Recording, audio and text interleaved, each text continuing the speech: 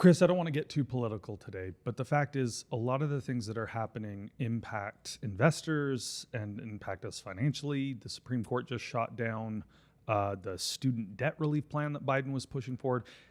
What did they just decide in Congress about the debt ceiling? They just decided for the debt ceiling that they don't have to make a decision on increasing it until January 1st, 2025.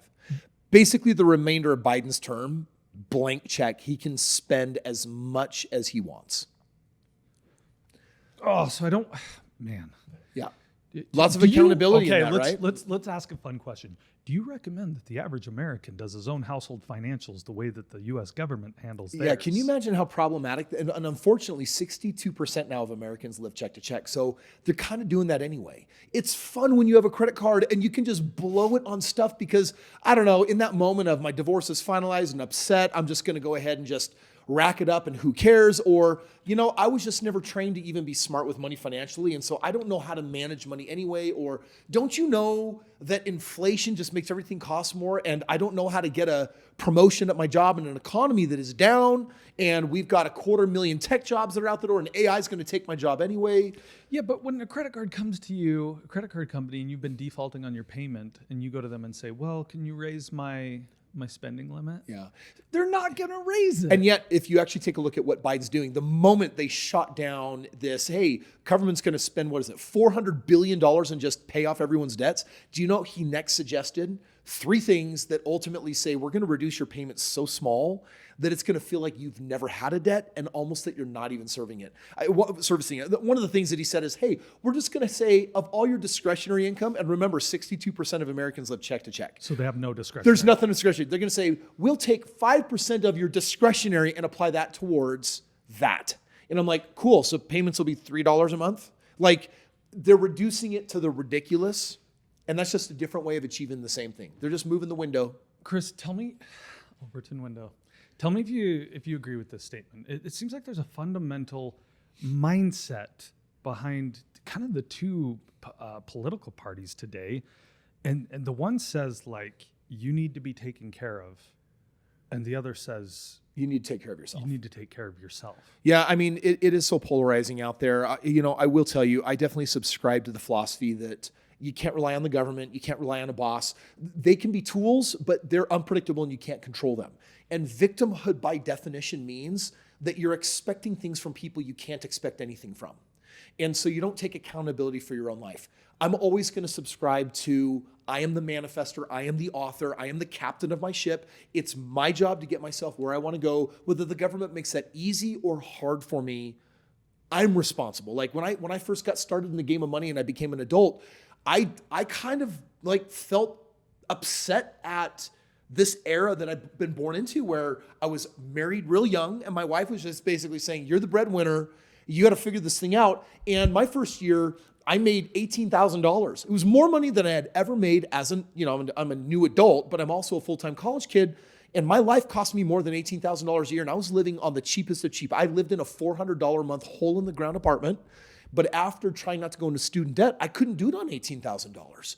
And I remember just having that really frustrating feeling like this is incumbent on me. There's only one person that can change this. And the degree I get in college will have actually very little impact on it. And so I basically told myself, no, I'm going to give myself 5 years to become financially free. And I'm not going to play this game for 40 years. Did that work because of the time you were in? Or can someone today set a goal for 5 my gosh, years? It's easier today. If I was literally 20 years old today, I could do it in way faster than the 4.5 years that took me to become financially free. Sure, you've got all sorts of knowledge and tools now. Dude, look at this. I have this little black box that talks to space and then has access to all the information, but more importantly, it has AI. And I'm using AI now to make crazy amounts of money because I don't need humans to perform certain repetitive tasks when I have a machine and a computer that can do that for me. No, it is easier today, but mentally, mindset-wise, I still come off of a generation 20 years ago where my dad was an immigrant from Germany. He had that immigrant 100-hour work week mindset. I was raised on 5 acres that my dad treated like a farm, wanted everything groomed. Every Saturday before there was Mario Kart, was picking all the weeds. And, I was raised with this whole notion of hard work. That notion doesn't really exist today almost anywhere. Certainly like Gen Z, they're like, like I want it smart, efficient, effective. I want it easy. They have different standards. And so even though technology is easier today, it means that I have an even bigger unfair advantage than I did 20 years ago. But this current generation, I think it's actually harder for them. That's interesting. It's never been easier based on the tools and the technology and the resources. It's never been harder. Yeah.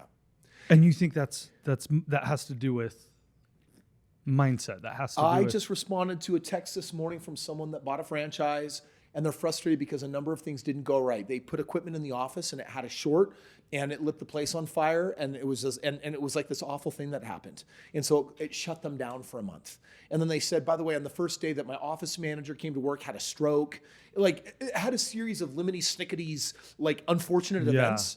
And I'm like, is this person experiencing a series of unfortunate events, or do they have a weak mindset and that's just what they're looking for and what they can't stop perceiving? I think that's the real problem in today's world. We are the weakest generation, and weak people perceive massive problems that strong people just don't even, it doesn't even hit us. We're like, what are you talking about? How's that a thing? How's that a problem? Why is that a problem? That's not a problem. That's just a normal circumstance. It's life. We just work through it.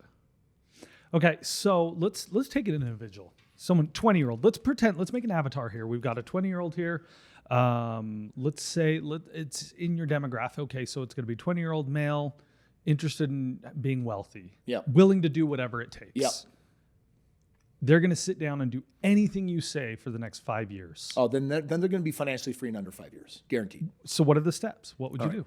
So the first thing is they need someone to advise them on career. Now, I have to fix some of the brainwashing, because they went through a schooling system that said, I need you to get good grades and then go to college and get a piece of paper that says you're smart. I'm going to say, okay, you can toss that out the window, because what you did was get advice from being a cog in a system from people that want you to never get your dream. If you want to be financially free, not just in 5 years, but in your lifetime, that isn't going to work, because what you're doing is you're getting education on how to work for somebody else. And if you work for somebody else, you'll never make the kind of money that you can if you work for yourself. So the first thing, if I have 5 years, is I have to tell them, hey, I need you to develop a side hustle, because I need you to figure out how to produce more income than the average person. A 20-year-old your age that goes to work full-time is going to make $30,000, $40,000, $50,000 a year. I need to figure out how to get you within 5 years getting to $100,000 a year, $200,000 a year, probably $500,000 a year. And anyone listening to this is going to say, dude, $500,000 would be amazing, but there ain't no person in their early 20s that's going to make $500,000 a year. I said, no, not in your system. In my world, oh yeah. So you're saying that a side hustle would be one of the biggest differences versus just getting a career. Entrepreneurship. Entrepreneurship. It's more than a business. It is an attitude and it's an energy. It's one that says, I'm in charge of my life and no one else is in charge of my life. It's one that says, I'm responsible. If I fail, it's my fault. And if I win, it's my fault. So it's an attitude that I want them to step in. And of course, it does open up bigger opportunities. Remember, the average boss is going to expect you to produce 400% plus, 4 times more than they pay you. If they pay you a salary of $50,000 a year, you better be producing $200,000 or $250,000 a year for them. If you're not, then you're a bad investment for them, because them as the business owner, you're just a number on a balance sheet. I get that you have a heart and soul and a life to live, and you've got goals and dreams, but they're literally, here's $50K. I'm going to drop $50,000 on you. And if you don't produce $250,000 of revenue to me, then you are a bad investment. And I got to fire you and I got to hire someone else. And if a business is operating on a 10% margin, then if they're paying you $50,000 a year, you better be making them $500,000 a year. And if you're not, so if a company can make 5 or 10 times X return on you, then why shouldn't you be able to?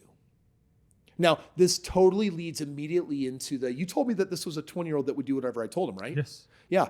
So I'm not going to select just any 20-year-old. I'm going to select a young person that says I'm willing to do whatever it takes. Because I can train all the skills, I can train all of the abilities, I can train everything except one thing: hunger. I can't train an unmotivated soul. So in this scenario, our avatar, we'll call him John, he's willing to do whatever it takes. And so if you say be hungry, he's hungry. Yes. And then I would say, great, we need to find you a career where you can grow. I'm probably going to recommend something in sales. I'm probably going to recommend something that is merit-based. I'm probably going to recommend something that has some level of commission associated with it, because I want you to be paid. You don't want to be paid for your time. I want you to pay for what you kill. I want you to get a piece of what you kill. Because if I can train you to kill more, I can pay you more. You would start in sales. Something where you have direct impact on revenue. I do not want you to start in HR where you are important role, but an indirect role to outcome. I need you to say, when I move twice as fast, if that produces twice the outcome, I get paid more money. If that component doesn't exist, then I'm going to disqualify that from being an option because that violates my standard of you got to start by making good money. Now, by the way, if you have a job that is producing stability for you and that's where you need to be, cool, keep that. But then I need you to have a side hustle. And a side hustle says, I can figure out how to spend an extra 1, 2, or 3 hours a day and make enough money to rival the kind of money I make when I spend 7, 8, 9, 10 hours at my job. In other words, for 20 to 25% of the time, I need to make the same amount of money as a job. I'm okay with that as well. Because what I need this person to do in the beginning is to produce a heavy active income. That's the first step. Okay, heavy active income. Okay, let's fast forward 6 months. John, he landed a dope sales job. He's actually good at it. He's hungry and he's making good paychecks. In his free time, though, he's also got a little side hustle that's an internet business that's bringing in some semi-passive income. Bringing in $1,000 a month, and then he figures out how to scale it to $2,000 a month or $3,000. Or if we took this to a really dumb analogy that everyone gets, mowing lawns. Yep. You might be thinking, oh, that's a teenager side hustle. I'm like, no, there's people that will pay you $300, $400, $500 a month to maintain their yard. And if you were to sell 100 accounts, notice that word again, sell. Yep. If I sell 100 accounts, and those 100 accounts are producing $30,000 a month, and I can pay teenagers $10,000 a month to do my $30,000 worth of work, and there's, after equipment and everything else, there's 10 grand a month left over, that is $120,000 a year. And what I've done is I've moved from giving up my time to now being an owner of something instead of the operator of something. So step one is you need to have a really heavy active income, but having an income that you can control because it's a side hustle or a business means what you can't do in a job. You see, in a job, if you work harder, you get promoted. They give you more responsibility for more pay. When you have a business and you want to give yourself a promotion, you can step back from the time commitment in it. Now, unfortunately, not a lot of people do that. So again, if I have 5 years and I'm training, quote unquote, John, I'm going to say, cool, John, you got a job.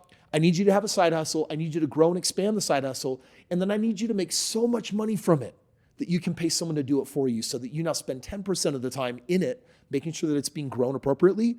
And 90% of the work is being done by someone else, but you're still keeping probably at least 50, 60, 70% of the money. Now, the reason why I need a big active income is because then I need them to start recovering some time. And I want to recover time because I want them to develop another side hustle. The reason why I want them to have heavy margin and make a lot of money is because guess what I want them to do? I want them to invest it. So it goes active income. Yep. And then it is invest that money 2 ways. Number one, invest it into assets that make you money, like I buy real estate and I buy businesses. But I also want to invest that money into people that will buy my time back. And then it's just a multiplication game. Well, one property produced $500 a month, so maybe 10 properties produces $5,000 a month. If one business that took me 2 years to step out of so that I owned it but I didn't operate it makes me $12,000 a month, maybe at the end of 5 years, I own 4 more of these and I'm making $50,000 a month. Maybe, and so it's like, well, in 5 years, where do I want to be? I'll tell you where everyone wants to be. If everyone was making $500,000 a year, they could pick the neighborhood of choice, they could pick a multi-million-dollar home, they could pick any car that they wanted to drive, and they could travel first class multiple times a year. For the majority of people, like probably 99%, that's the dream life right there. Yeah. I've got the money, I've got the time, I won.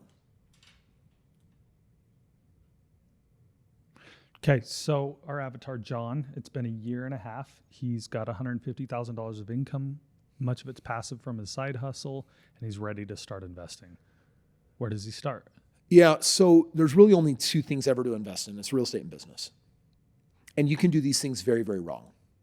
Yes. So you could buy the wrong piece of property that becomes a nightmare and a headache, and you may never recover the money you put into it, or you're a value investor that found a piece of property where you bought right, you bought below the market, and the property is working and makes money. So to invest in real estate the right way, you find a mentor. You definitely do not like, well, I'm just going to house hack it because I read a book. You don't want to be that guy. You want to have a mentor, because one mistake in real estate can be financially fatal and can set you back many, many, many years. So you get a mentor on that. Or you buy a business and you get a mentor for that. And whereas you go to college to pay people to teach you how to be a cog in the machine, it's not a bad thing, but it's career training. Some people think that college is higher education. It's not. It's career training. You're paying to learn skills that qualify you to work for somebody else. I would rather pay money to a mentor that is going to teach me not how to work for somebody else, but teach me how to work for myself. You see, when the mentor teaches me how to buy real estate or own businesses that I own but don't have to work, they've given me, financially speaking, a far more valuable education. But that education is weird to people. Most people are like, no, I'll go with $250,000 in debt for a piece of paper that says I'm smart. But I'm not paying $25,000 to join that person's mastermind to spend a year sucking all the knowledge out of their head that made them their last $100 million. Are you crazy? People are stupid financially. It just boggles my mind. Okay, so he gets a mentor. He starts looking and investing in real estate. If he's making, first of all, $150,000 a year and he's in his early 20s, I'm hoping that he's only spending $50,000 to $60,000 a year, because he's going to owe some taxes. He doesn't have kids. He doesn't have any of those liabilities that can produce some tax benefits to him yet. So maybe there's $50,000 after taxes, $70,000 left over that he has to invest. Mm-hmm. And that year, that's a down payment on a house. That's certainly enough money to buy a company. Buy a company. 100%. Yeah, own business, own real estate. How would he go about doing that? Well, think about it. You've got the largest generation and the wealthiest generation that we've ever had. That's the baby boomers. In 7 years, they're going to finish retiring. And they have somewhere around $5 trillion in assets to hand off to the next generation, and the next generation doesn't want it. 72% of those businesses will go to the graveyard. Because for the person that owned that business that has been running it for 40 years, 30 years, they're used to making now $250,000 a year, $400,000 a year. They're not thinking this is an asset to sell. This was just something that they did to make money. They're not thinking you sell this for millions of dollars or even hundreds of thousands of dollars when they should be. So they don't know that's not why they got in that game for the first place. So their kids don't want it, and so they just let it die. But that business is very acquirable. These people are out there. You can find them. You can knock on their doors, and they're looking for a legacy plan of how can my business go to someone that values it, that it can create value for, so their product and service can continue creating value for other people. They want that. They just don't know how to hand that off. So yeah, those are businesses that you can buy. And that's what you'd recommend John does next. Yes, buy a business or buy real estate. Now, if you buy real estate, you're playing a long game. If it's a buy and hold, and you're basically saying, in 20 years, I want to wake up to millions of dollars. If you buy a business, what you're saying is, I want to wake up to another income stream, $50,000 a year, $100,000 a year, $250,000 a year. And so it's this game of, sometimes I am buying assets like businesses that produce active income, and sometimes I'm buying real estate because it produces growth. Genuinely, this plan checks out. And do you know what the most important thing that John needs? Courage. Yeah. This is the one. Humans, this is what's wrong with the weak mindset. We're scared. We're scared to go it alone. We're scared to make a mistake. We're scared if we don't have the support of a parent, a sibling, a spouse. And so fear keeps most of us just playing the easy game. Well, I got a piece of paper that says I'm smart and I work for someone else and I work from 9 to 5 and I get a paycheck. And it's cool. It's automatic direct deposit every 2 weeks. All I got to do is show up and do everything that they say, and this is good. And they're not wrong, unless they're like 85% of people that hate their job. Okay, we need to lead out. Yeah. Okay, I got it. All right, Kris, so we've been playing in the sort of, no, what's the word? Hold on. Hypothetical. Okay, taking that again. Edit that last part out. All right, Kris, we've been playing with hypotheticals, but we've got real people listening that would love to be financially free in 5 years, and they can start implementing this plan. What's the final thing that you would say to those real people who are going to start down this path? I'd say don't go it alone. That's scary. I think you're the worst person that you should consult with on something you've never done before. But that's kind of human nature. At best, we might go to books. What we're supposed to do is we are supposed to find someone that can give us a game plan, a fresh perspective, and then give us steps of implementation to cause it. And, over the last 15 years, I've been that now for countless thousands of people, created many millionaires, and I can't guarantee anyone's outcome or results because there's the my part and there's the their part. Like, are they going to act on it? Are they going to do the right things? There is risk in this, but everyone needs to understand that the greater risk is really doing nothing, because time will beat on, and eventually you're going to be old, and eventually you're going to not be very marketable. You're not going to work anymore. And when that time comes, you either will or won't have enough money. And you're like, well, I don't know, Kris, like, I chose not to find that investor. I chose to go it alone. I chose to keep my W-2. I chose to do that thing. I chose to 401k. I chose to IRA. And I'm like, cool. Statistically, you have $255,000 in retirement and then some equity in your home, and that's it. So your greatest risk was doing nothing. I would rather risk losing something or everything rather than a guaranteed failure at life.